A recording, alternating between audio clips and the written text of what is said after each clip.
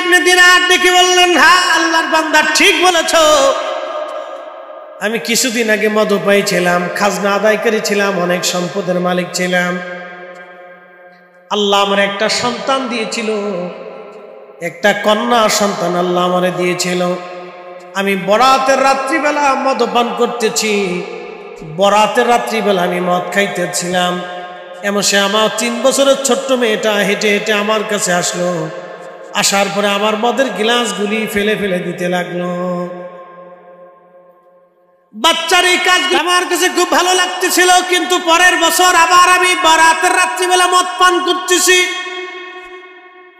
কিন্তু আজকে আমার বাচ্চাটা আজ দুনিয়াতে নাই, মারা গেছে। আল্লাহ, আমি তখন খুব কষ্ট লাগতেছিল আমার। ওই দিন বেশি করে মদ পান করে ঘুমায় পড়লাম। স্বপ্নের ভিতরে দেখলাম বিরাট বড় হাসরের মাঠ কায়েম হয়ে গেছে, বিরাট বড় প্রান্তর, শুধু চারিপাশে হইচই, কান্নাকাটি, রুনাজারি, আগুন আর বিপদ আর বিপদ।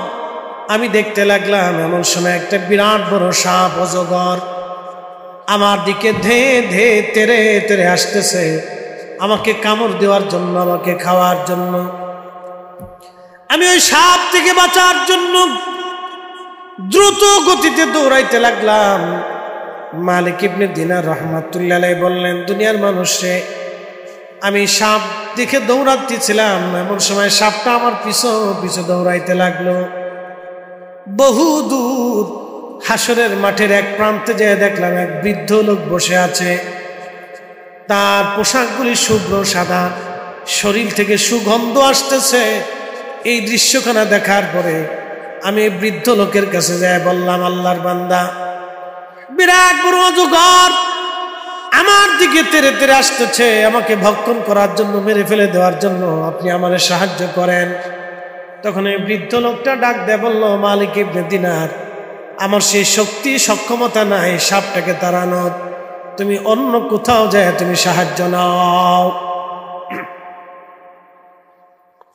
হাসরের মাঠ কত বড় হবে! তারুজুল মালাইকাতু ওয়ার রূহ ফি ইয়াউমিন কানা মিকদারুহু 50,000 সানা। দুনিয়ার 50,000 বছর এক জায়গা করলে যত বিরাট, দুনিয়ার 50,000 বছর, 50,000 বছর এক জায়গা করলে যত বিরাট, হাসরের একটা দিন হবে তত বিরাট। মালিক ইবনে দিনার বলতেছেন, আমি আবার দৌড়াচ্ছি, সাপটা আমার পিছে পিছে দৌড়াচ্ছে। বিরাট প্রান্তরে এক পাশে শুধু আগুন আর আগুন, আর এক পাশে দেখলাম একটা সুন্দর মনোরম প্রাসাদ। আমি প্রাসাদের দিকে দৌড়াচ্ছি, লক্ষ্য করলাম প্রাসাদের মধ্যে মণিমুক্তা, জমরদ আর সোনা দিয়ে, দামি দামি পাথর দিয়ে সুন্দর প্রাসাদ, জান্নাত বানানো। ছোট ছোট বাচ্চারা ওই জান্নাতের মধ্যে হইচই করে খেলাধুলা করে, আর ফেরেশতারা পাহারা দেয়। আমি দৌড়াইয়া ওই ঘরের দিকে যাচ্ছিলাম, এমন সময় পাহারাদার ফেরেশতা ডাক দিয়ে বলল, হে বাচ্চারা, তোমরা বের হয়ে আসো। একজন ব্যক্তিকে সাপে দাবড়াচ্ছে মনে হয়, সেই দিকে ছুটে আসতেছে। এই প্রাসাদে, জান্নাতে তার বুঝি কোনো আমানত আছে? কোন আমানত বুঝি তার আছে? আমি এই প্রাসাদের কাছে দৌড়ে যাওয়ার পরে দরজা খুলে দেওয়া হলো। এমন সময় বাচ্চারা দৌড়ে আসছে। লক্ষ্য করে দেখলাম আমার ছোট্ট মেয়েটা, 3 বছরের যেই মেয়েটা মারা গিয়েছিল, সেই মেয়েটা দৌড়ায় আমার সামনে চলে আসলো। আর ওই সাপটা আমার পিছু পিছু, মেয়েটা সাপটাকে ধরতে গেল, সাপটা পালিয়ে চলে গেল। আমি মনোরম প্রাসাদের মধ্যে বসে পড়লাম। মেয়েটা আমার কোলের মধ্যে বসে আমার দাড়িটা ধরে ধরে, বাবা মা, মেয়েটা চুল দাড়ি ধরে টানলো আর বলল, আব্বু, এখনো কি তোমার সময় হয় নাই? তওবা করে আল্লাহর দিকে তুমি ফিরে আসবা। তুমি কি বলবা হাসরের মাঠে এত বড় সাপ? কিসের সাপ? কেন আমাকে দাবড়াইলো? মেয়েটা বলতেছিল, আব্বা জান, এই সাপটা হলো আপনার পাপ। আপনি জীবনে যত অন্যায় করেছেন এই পাপটাকে আল্লাহ সর্পে পরিণত করে আপনাকে শাস্তি দেওয়ার জন্য আপনার পিছনে তাড়া করেছিল। বলতেছে, মা রে, হাসরের মাঠের এক কোণে এক বৃদ্ধকে দেখলাম, এই বৃদ্ধটাকে চিনলাম না। বলে, আব্বু, এই বৃদ্ধটা হলো আপনার নেক আমল, আপনি আপনার নেক আমলটাকে দুর্বল বানাই দিয়েছেন, যার কারণে এই বৃদ্ধ নেক আমল আপনার উপকার করতে পারে নাই। বলল, মা, বিরাট মনোরম প্রাসাদ জান্নাত কাদের জন্য? বলে, আব্বা জান, যাদের বাবা মা থাকতে ছোট্টকালে বাচ্চা মারা যায়, এই বাচ্চাগুলিদেরকে আল্লাহ এই জান্নাতের মধ্যে দিয়ে দেয়। আমরা এই জান্নাতের মধ্যে খেলাধুলা করি, আনন্দ করতে থাকি, আল্লাহ আমাদেরকে লালন পালন করে জান্নাতে। আব্বা জান, এই সন্তানদের ব্যাপারে যদি ওই বাবা মা ধৈর্য ধারণ করে, তাহলে আমার মালিক কিয়ামতের ময়দানে এই সন্তানদেরকে বাবা মার সুপারিশকারী হিসেবে বানায় নেয়। একবার জোরে বলা যাবে কি আল্লাহু আকবার? ডাক দিয়ে বলতেছে, আব্বা জান, যার কারণে আপনার কঠিন বিপদে আজকে আমি আপনার কাজে লাগলাম। বাবা গো, তবে এখনো কি সময় হয় নাই আপনি আল্লাহর দিকে ফিরে আসবেন? আব্বাজান, তাড়াতাড়ি তওবা করে আল্লাহর দিকে ফিরে আসেন। আপনি নেশা করবেন না, অন্যায় করবেন না, আর জুলুম করবেন না। মালিক ইবনে দিনার বললেন, আমি ঘুম ভেঙে গেল আমার, ওই সময় খোদার দরবারে তওবা করলাম, গোসল করে পাক সাফ হয়ে তওবা করে আমার যত সম্পদ ছিল পরের দিন সব আল্লাহ রাস্তায় দান করে দিলাম। একবারে নিঃস্ব নিঃসম্বল হয়ে আল্লাহ পথে বের হয়ে গেলাম আল্লাহ পাওয়ার জন্য। জীবনে এত পরিমাণে তিনি রিয়াজত করেছিলেন, আল্লাহু আকবার। পৃথিবীর স্বর্ণাক্ষরে তার নামগুলি লেখা। বিশ্ববিখ্যাত ইমাম মুহাদ্দিসরা তার প্রশংসা নামক কিতাব লিখেছেন, তার জীবনী লিখেছেন, তার প্রশংসা করে গেছেন। তিনি মালিক ইবনে দিনার আল ইরাকি আল বসরি, তিনি এত বড় ওলি হয়েছিলেন যে নদীর মধ্য দিয়ে চলার সময় উনি নদীর মাঝিকে, নৌকার মাঝিকে পয়সা দিতে পারেন নাই। মাঝি এসে বলল, মালিক পয়সা দাও। মালিক ইবনে দিনার বলেন, মাঝি, আমি দিনহীন, আল্লাহর পথের মুসাফির, কোনো পয়সা করি নাই। মালিক ইবনে দিনারকে মাঝি ডাক দেয়, বলল, যদি পয়সা দিতে না পারো, ঘাট ধাক্কা দিয়ে তোমাকে নদীর মধ্যে আজকে ফেলে দেব। মালিক ইবনে দিনার নদীর ভিতরে হাত বাড়াই দিলেন। আমার রব প্রত্যেকটা মাছের মুখের ভিতরে একটা করে স্বর্ণ মুদ্রা দিয়ে দিলেন। এই স্বর্ণ মুদ্রাগুলি নিয়ে হাজার হাজার মাছ নৌকার চারপাশে ঘুরে মাছগুলি পানির উপরে মুখ লাগাইয়া স্বর্ণের টুকরাগুলি নিয়ে, দিনারগুলি নিয়ে মাছ ঘুরে। মালিক ইবনে দিনার রাহমাতুল্লাহ আলাইহি মাঝিকে বলেন, মাঝি রে, যত পয়সা লাগে তুমি নিয়ে যাও। বলে, হুজুর, চিনতে পারি নাই, ক্ষমা করে দিবেন, ভুল হয়ে গেছে, আমি আপনাকে চিনি নাই, পয়সা লাগবে না, বিনা পয়সায় আজকে নৌকা পার করাই দিব। একবার জোরে বলা যাবে কি আল্লাহু আকবার? মালিক ইবনে দিনার আগে কি ছিলেন? মদপায়ী। আগে কি ছিলেন? মদপায়ী, নিকৃষ্ট। রাতের আধারে, বরাতের রাত্রে মদ পান করছে। কতটা খারাপ লোক, তওবা করে আল্লাহর দিকে ফিরে আসছে। শুধু ফিরেই আসে নাই, ওলি হয়ে গেছে। একসাথে বলবেন আল্লাহু আকবার। আমাদেরকে আল্লাহর দিকে ফিরে আসতে হবে, আল্লাহর দিকে আমাদেরকে ফিরে আসতে হবে। আপনি অনেক অপরাধ করছেন, তওবা করেন, আল্লাহ এত বেশি খুশি হবে যে আপনার জীবনের সব গুনাহকে আল্লাহ তো মাফ করেই দিবে, সমস্ত গুনাহকে আল্লাহ নেকে পরিণত করবে। না না, হয় না, আসতে যেমনি সুবহানাল্লাহ কইছেন মনে হয় যে তাবারক জীবনে পাবেন না। একসাথে বলেন না সুবহানাল্লাহ। আবার বলি, আপনি যখন তওবা করে আল্লাহর দিকে ফিরে আসবেন, তখন আল্লাহ কি করবে? আপনার গুনাহটাকে আল্লাহ নেকে পরিণত করে দিবে। তাহলে এই দয়াবান আল্লাহ, উনি আল্লাহ, তাহলে উনার দিকে ফিরে আসতে হবে। যদি ফিরে আসতে পারেন তাহলে কাজে লাগবে। এই জন্য আল্লাহ বলছেন আমি তোমাদেরকে আল্লাহুম ইয়ারজিউন, যাতে তোমরা ফিরে আসো আমি আল্লাহর দিকে। এই জন্য কিছু গজব গজব ছাপাই।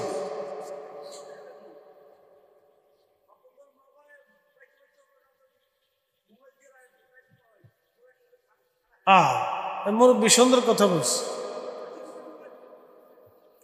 আমাদের মায়েরা বাবারা ছোট ছোট বাচ্চাদেরকে মোবাইল দেয়, এটা এক ধরনের ব্যাধি। আমি আপনাদেরকে বলি, আমার এক মুসল্লি একদিন এসে দোয়া চাইতেছে, দোয়া চায়, একদিন দোয়া চাইতেছে, হুজুর একটু দোয়া করেন, কান্দে কেটে দোয়া চায়। কান্দেন কেন?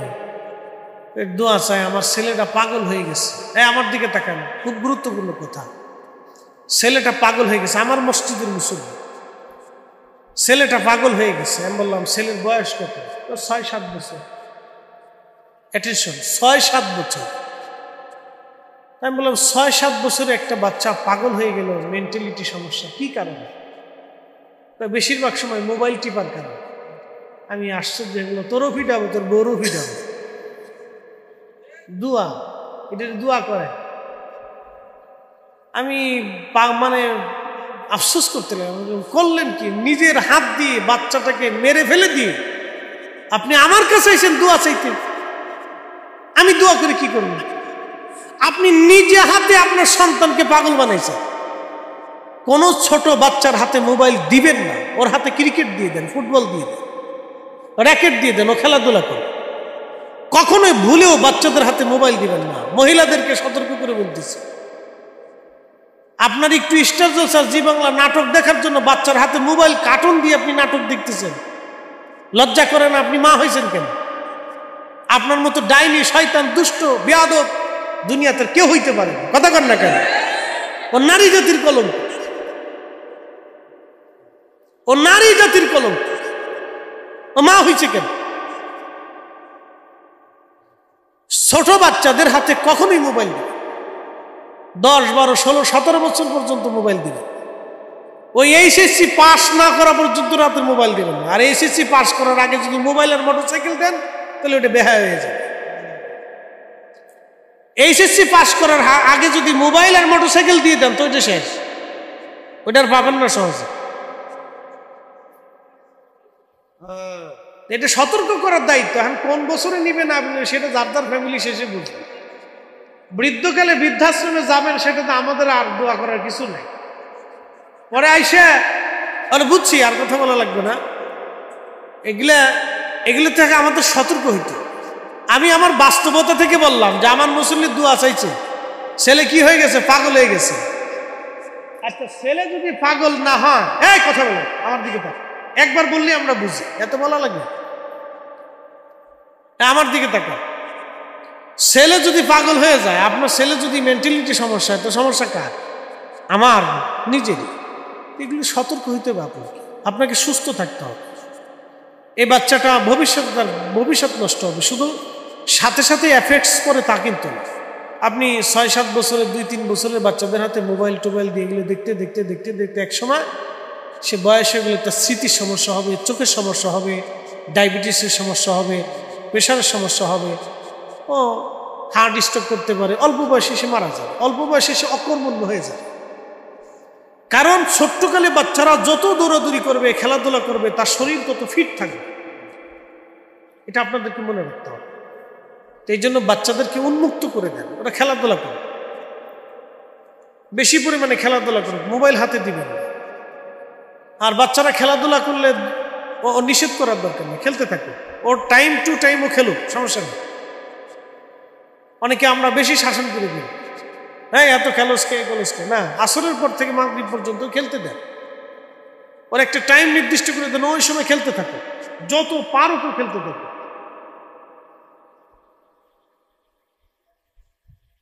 এগুলি বুঝতে হবে আমাদের, শুধু আসনে গেলে হবে না, এগুলো আমাদের পারিবারিক জীবন। আল্লাহ আমাদেরকে এগুলি মেনে চলার তৌফিক দান করুন সকলে বলুন আমিন। আর বাচ্চাদেরকে খালি মোবাইল টোবাইল দিয়ে না, আদব কায়দা, সালাম কালাম এগুলি শিখায়। এই যে আমাদের শামীম রাজা আর তাহির, শামীম রাজাও জানে, ও তো সিলেট টিলেট অনেক মাহফিল করে, আমার সাথে কম করে না, অনেক মাহফিল করে। মাশাআল্লাহ। তো সিলেটে যখন যাবেন, ও জানে সিলেটের ছোট ছোট বাচ্চারা পর্যন্ত সালাম দেয়, ছোট বাচ্চারাও সালাম দেয়, একবার বৃদ্ধ থেকে ছোট পর্যন্ত সালাম দেয়। মেয়েরা মায়েরা এগুলো শিখায় বাচ্চাদের। আমাদের দেশে এগুলো খুব কম। আমাদের দেশে অনেক মায়েরা শিখায়, তোর দাদার আম গাছটা আম চুরি করে নিয়ে গে যা। কি মার মা হয়েছে চিন্তা করে রে, শিখেছি যা নিয়ে গে, চোর বানাচ্ছে চোর। হ্যাঁ, ডাব চোর বানায়, আম চোর বানায়, কাঁঠাল চোর বানায়, পরে শেষে যখন নিজেরটা চুরি করে তখন হুজুরের কাছে চোর হয়ে গেছে। দোয়া করে কি করবেন? আপনি নিজে হাতে চোর বানাইছেন। এই জন্য আমাদেরকে এগুলো শিখতে হবে। আল্লাহ রসুলের আদর্শগুলি আমাদের সন্তানদের ভিতরে ঢুকাইতে হবে। কথা কর না, ঠিক কিনা? ওরা মোবাইল দিয়ে বেহায়াপনা, অপসংস্কৃতি আমাদের বাচ্চাদের কলিজার মধ্যে ঢুকাচ্ছে, আর আমরা প্র্যাকটিক্যাল ভাবে আমাদের বাচ্চাদেরকে রসুলের আদর্শ শিখাবো। এটার নাম হলো মুসলমানি, এটার নাম হলো ইমানদারিত্ব। কথা কর না, ঠিক কিনা? আমাদেরকে উল্টাটা শিখাইতে হবে, উল্টা একবারে রসুলের আদর্শের দিকে নিয়ে যেতে হবে। ওরা শিখাইতে চাবে অপসংস্কৃতি, আমরা রসুলের দিকে আমাদের বাচ্চাদেরকে দিয়ে দিই। সকলে বলে না, ওয়াজ করলে কি লাভ, শুনলে কি লাভ? লাভ হবে তার আমলে, আমলেও লাভ হবে না নবী প্রেম না থাকলে দিলে। নবী প্রেম থাকলে দিলে লাভ হবে কম আমলে। সুপারিশ করবেন নবী রোজ হাসরের ময়দানে। জ্ঞানী যারা বুঝে তারা শুধু ইশারায়, নাদানের বুঝাইতে পারে আসে কে কোথায়। জ্ঞানীর মতো জ্ঞানী হলে অল্প কথাই বুঝে, কচুর মতো কচু হলে অল্প জালে সিজে। সালাতু নিয়া রাসূলুল্লাহ আলাইকুম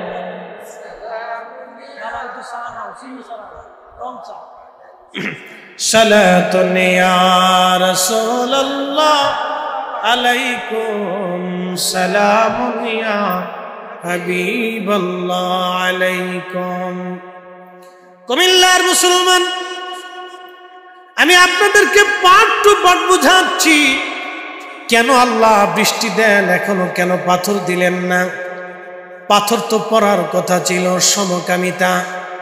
আমার দেশে কত বড় নিকৃষ্ট কাজ, যেই কাজের জন্য আল্লাহ একটা কওমকে ধ্বংস করে দিলেন। সেই কওমের নাম কওমে লূত আলাইহিস সালাম। হযরতে ইব্রাহিম আলাইহিস সালামের ভাতিজা ছিলেন হযরত লূত আলাইহিস সালাতু ওয়াস সালাম। ইব্রাহিম আলাইহিস সালাতু ওয়াস সালাম দাওয়াত দিলেন বর্তমান ফিলিস্তিন, আর হযরতে লূত আলাইহিস সালামকে পাঠাইলেন সেই জর্দান বাহারে মায়াত যে অঞ্চল, এই এলাকায়। এই বাহারে মায়াতে মরা সাগর, মৃত সাগর কেন বলা হয় জানেননি? ব্যাখ্যা দিচ্ছি আপনাদেরকে, শোনেন। সমুদ্রের পানি লোনা, কিন্তু বাহারে মায়াতের পানি সমুদ্রের, বর্তমান সারা পৃথিবীর সমুদ্রের পানি তো লোনা, কিন্তু বাহারে মায়াতের পানিটা এই বর্তমান সাগরের চাইতেও 10 গুণ বেশি পরিমাণে লোনা। এত বেশি লোনা হওয়ার কারণে ওখানে কোনো মাছ, কোনো কীট, কোনো পতঙ্গ বাঁচতে পারে না, ক্ষয়ও না, জন্ম নেয় না।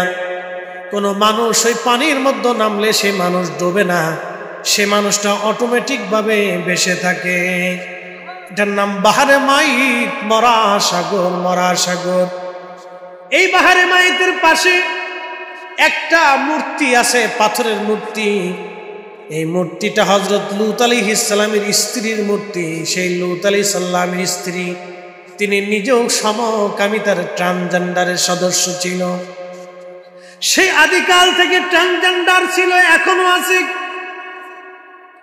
তার মানে বোঝা গেল এই ট্রান্সজেন্ডার সমকামিতা যদি আমার দেশে প্রতিষ্ঠিত হয়, বড় আফসোসের বিষয় হলো সত্য কথা বলতে হয়, এই সমকামিতা প্রতিষ্ঠিত করার জন্য পশ্চিমারা আমার দেশে কোটি কোটি ডলার বিনিয়োগ করে, কিন্তু আমার দেশের দরিদ্র অসহায় মানুষের চিকিৎসার জন্য এরা কোটি কোটি ডলার অনুদান দেয় না, সহায়তা করে না, তার মানে হলো এটার নাম ধোঁকাবাজি, শয়তানি।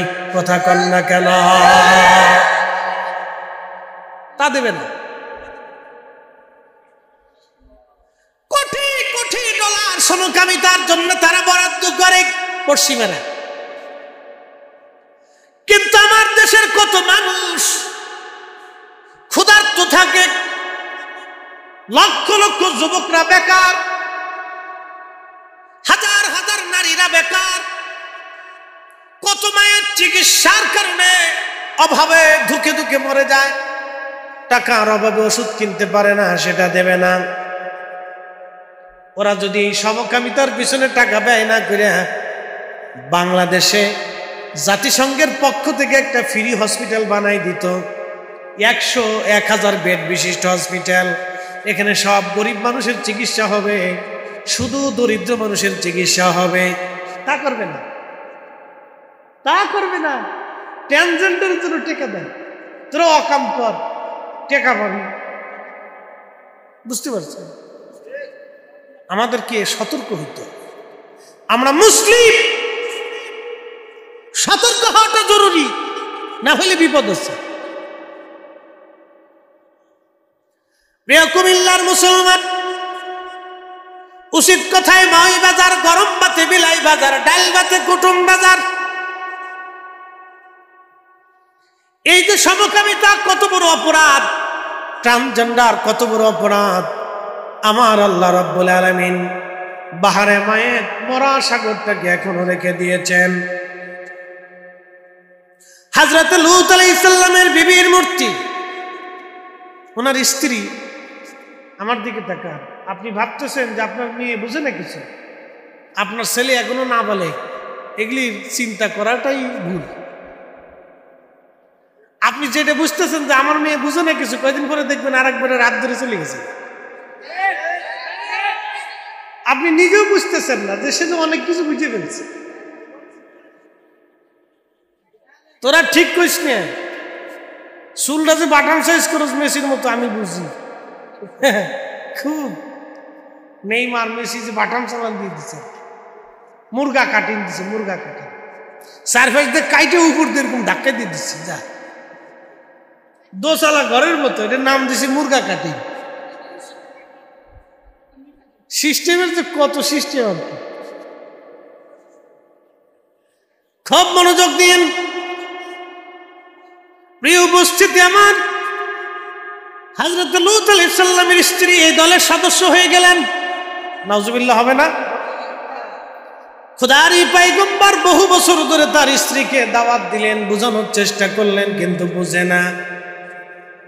অথচ তার 11টা সন্তান আল্লাহ দিলেন, তারপরও সে সমকামীদের সদস্য হয়ে গেল। লূত আলাইহিস সালাম, খোদার গজব আসবে। লূত আলাইহিস সালামের বাড়িতে হযরত জিবরাইল আলাইহিস সালামের নেতৃত্বে ফেরেশতারা উপস্থিত হয়ে গেলেন। যুবকের বেশ ধরে, মানুষের বেশ ধরে উপস্থিত। হযরত লূত আলাইহিস সালাম তাদেরকে ঘরের মধ্যে নিয়ে গেলেন। প্রথমে লূত আলাইহিস সালাম চিনতে পারেন না এরা আল্লাহর ফেরেশতা। জিবরাইল আলাইহিস সালাম যুবকের বেশ ধরে, মানুষের বেশ ধরে হযরত লূত আলাইহিস সালামের সামনে চলে গেলেন। 11 জন না 12 জন ফেরেশতা লূত আলাইহিস সালামের সঙ্গে দেখা করলেন। তারা সুন্দর যুবকের বেশে উপস্থিত হয়ে গেলেন।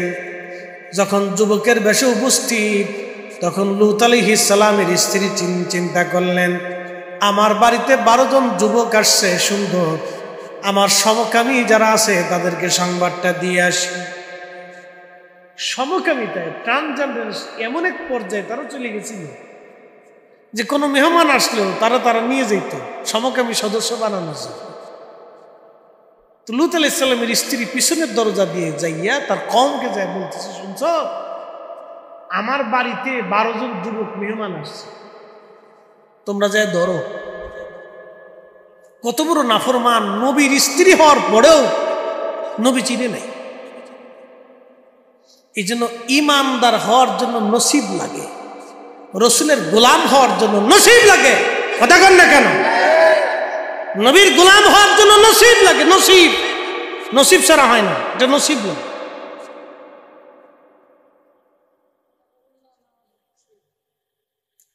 কথা কইস না, চুপ থাকতে। ওয়াজের ভিতরে কথা কইলে আমার মন অন্যদিকে যাবে না। তোর তাবারক দিবেন বেশি করে, চুপ থাক, কথা কইস না।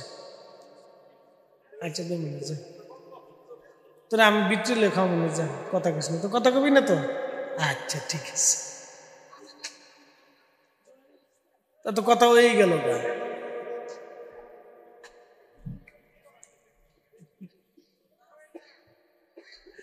একটু দূরে শুয়ে পড়ি, আল্লাহুম্মা সাল্লি আলা সাইয়্যিদিনা মাওলানা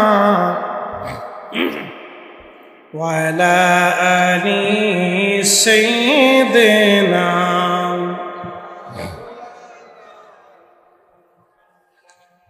তুমি আল্লাহর প্যারা হাবিব,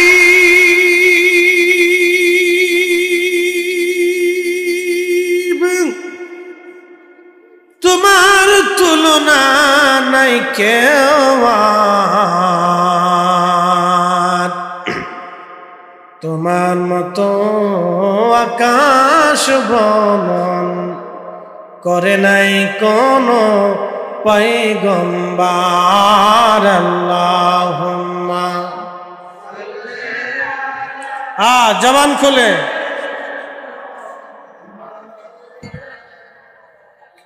মুহাম্মাদু আলা আলি সাইয়্যিদিনা।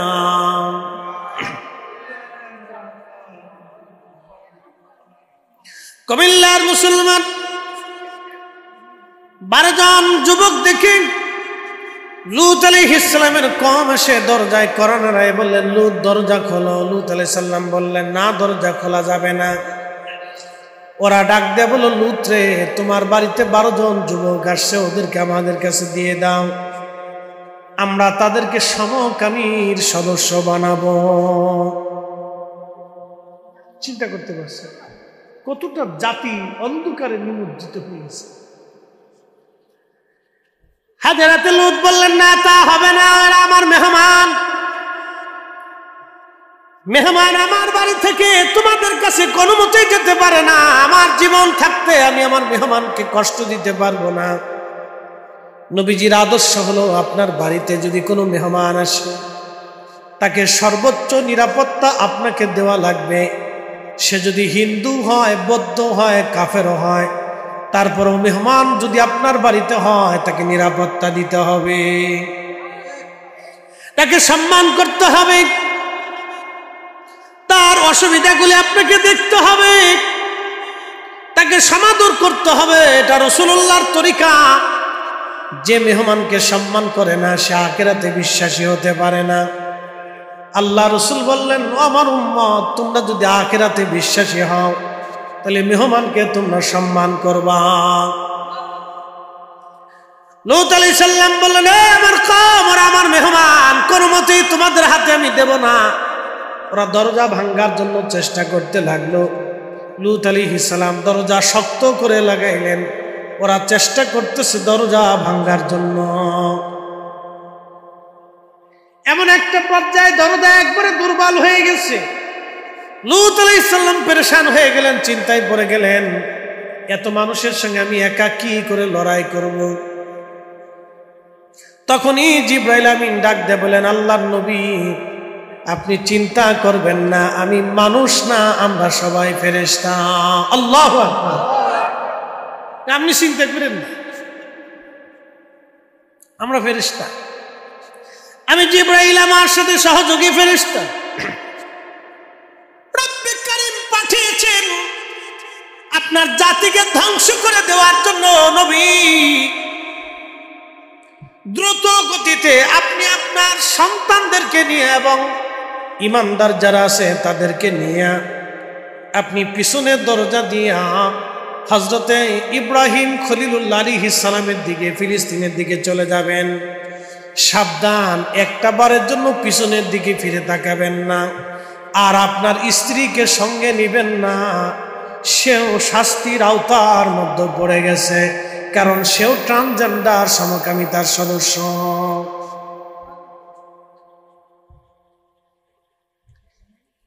হযরত লূত আলাইহিস সালাতু ওয়াস সালাম তার কন্যা ঈমানদারদেরকে নিয়ে রওনা হয়ে গেলেন তার স্ত্রীকে রেখে।